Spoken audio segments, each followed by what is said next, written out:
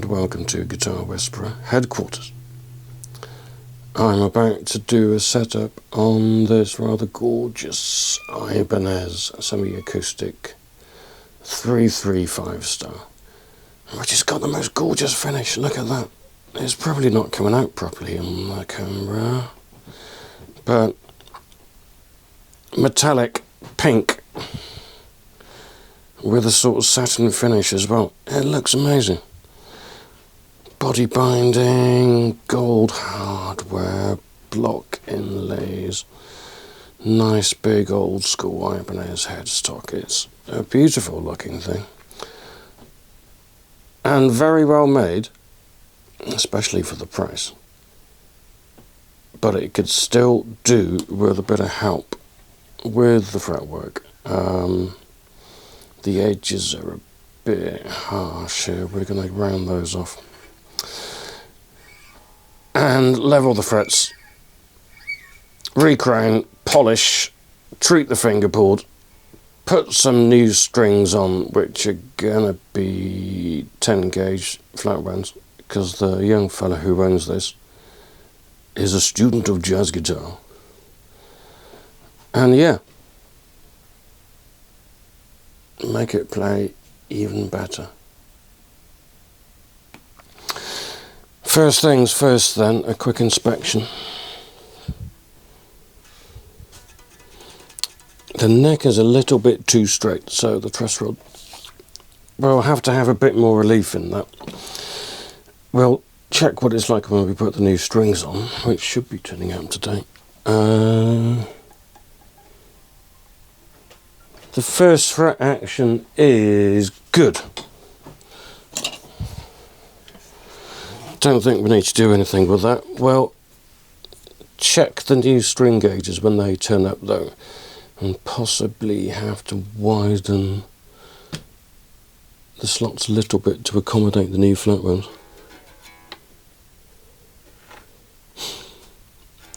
Action at the 12th is going from 70 down to 50, so that can come down a little bit. It's a little bit high on the bass side, but it's not too bad. But the thing that's going to make it play an awful lot nicer is tidying up these fret ends here. Like an awful lot of guitars, even up into the £1,000 plus price bracket, they don't really round the fret ends over properly. So we're going to do that, and while we're there we'll also level all the frets properly and recrown them, and when all that's done we'll give it a bloody good polish and set it up, and it should be fantastic after that. So okay, let's get the strings off first then.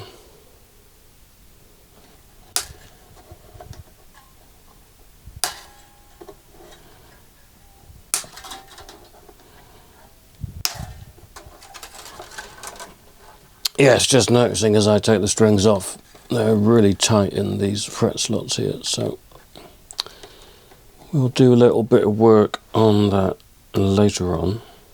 But like I say, we'll wait for the new strings to turn up so we can get the nut filed properly to the dimensions of the new strings. Rather pleasingly for the nerds like me, there's a bunch of little design features on this which hark back to the sort of late 70s, early 80s Ibanez's. One of which I have downstairs and I really love it. The knobs are still the same. This made me so happy when I saw it. These are quite distinctive knobs with a rubber ring around them. And things like the tailpiece has a slot down the top of it for each string, so it does make it a bit easier to restring. And they don't have to do that, do they? But the fact that they have that nod to the designs of the past really rather makes me happy. Just taking the tension out of the truss rod for now, which feels like a two-way one. It's got a dead spot there. measuring the fingerboard with a notch straight edge, so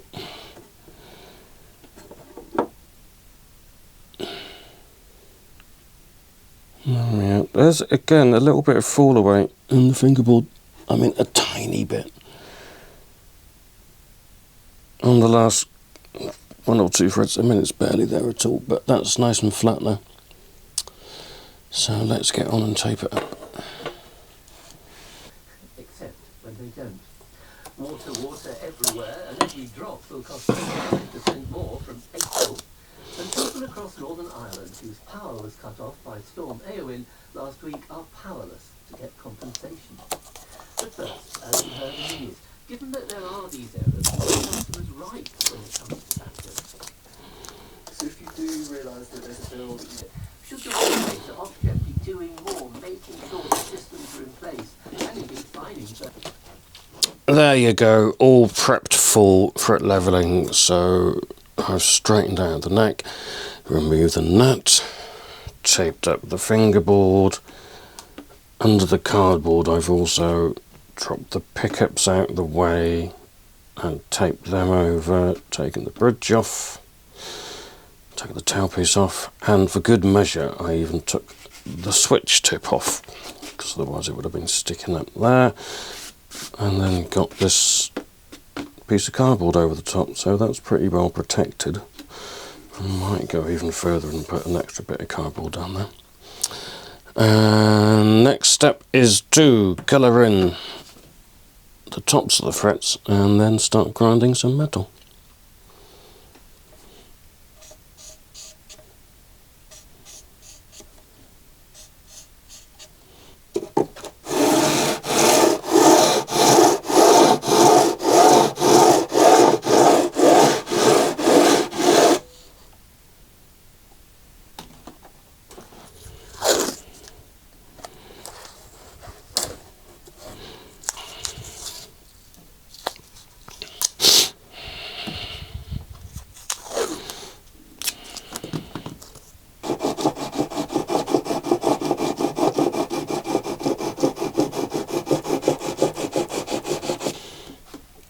I just ground in a bit of a fall away at the end of the neck there as well. So yes, these are all level now. Next step is going to be recrowning. We asked then compensation payments, but that its priority at the moment is supporting people who are still without power. And we have discussions about compensation.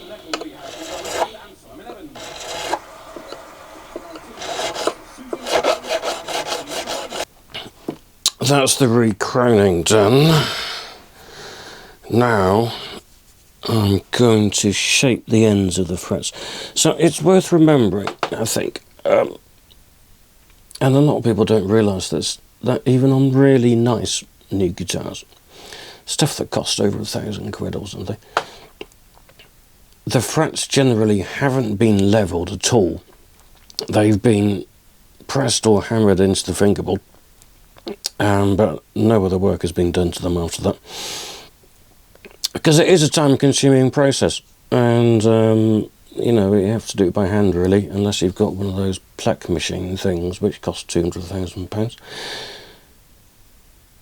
Some manufacturers, notably people like PRS or US Music Man, do have immaculate fretwork that's obviously been done by a human, but most stuff, say, it hasn't been touched. So you might be thinking, well, why are you levelling the frets on a brand new guitar? They haven't worn yet. Well, they haven't worn, but they weren't particularly level either. And, well, they are now. And also, once I've got rid of these sharp fret ends, and maybe done a little bit of fingerboard rolling there, the whole thing will feel what people often describe as played in. You know, much nicer under the hand, and more enjoyable to play.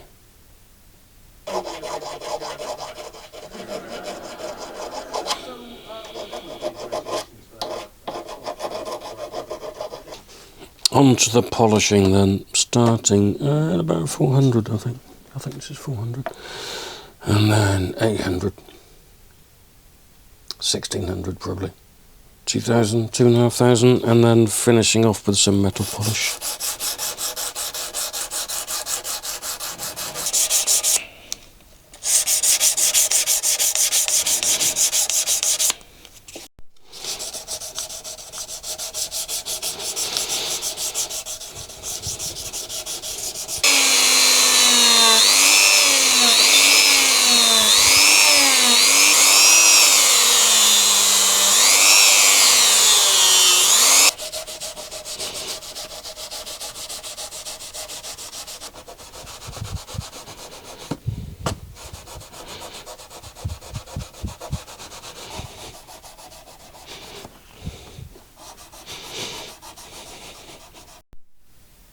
Right, frets are done.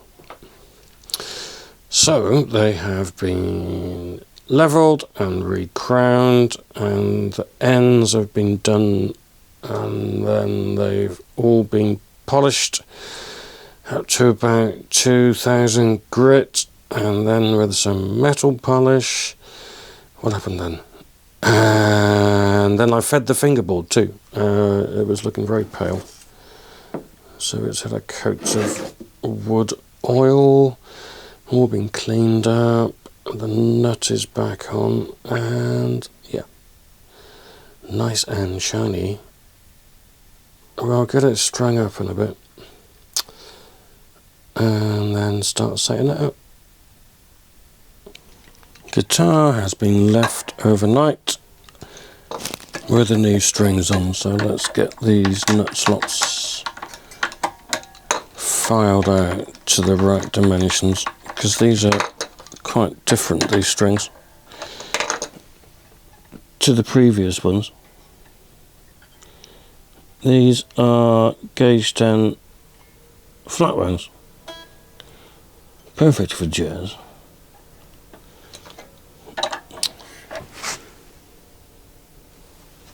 And the first fret action's pretty good, but it could do with being a little bit lower, and like I say, we could do with opening these out slightly, so let's do that.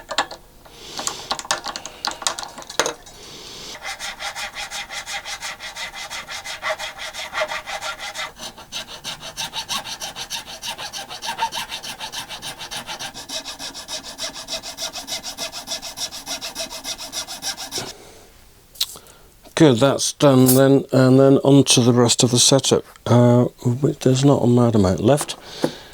We'll check the truss rod. We'll check the string height at the 12th fret. We'll check the intonation. We'll set the pickup height, and then that should be about it. And then leave it for one more day, so those changes can settle in, and then it should be good to go. Just giving it a tiny bit of truss rod tension. It doesn't need much, as the relief is almost where it should be. Previously it was too straight, and now that we've got the frets nice and level, we can get a nice low relief on this and still not have any string buzzing, so that's much better. String action at the 12th can go down slightly.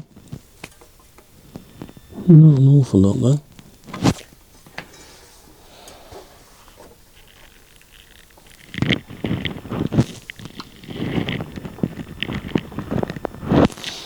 If you're using a screwdriver in these adjustment slots here, always a good idea to wrap a rag around the end, especially with gold hardware, because you don't want to mark up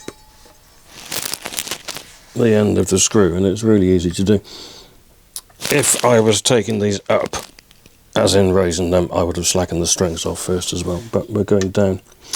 So down a tiny bit more on here. I mean, a really tiny bit. Let's get that one. So we're looking action price about 55 thou on the bass side and about 45 thou on the treble side, which is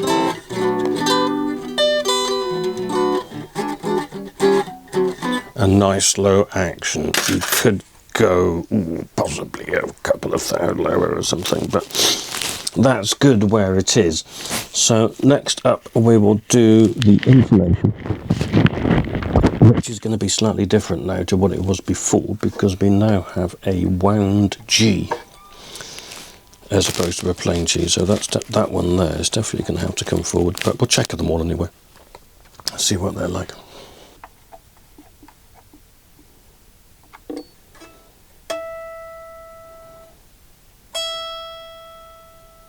Oh, top E is spot on, that's a good sign. So the B is also spot on.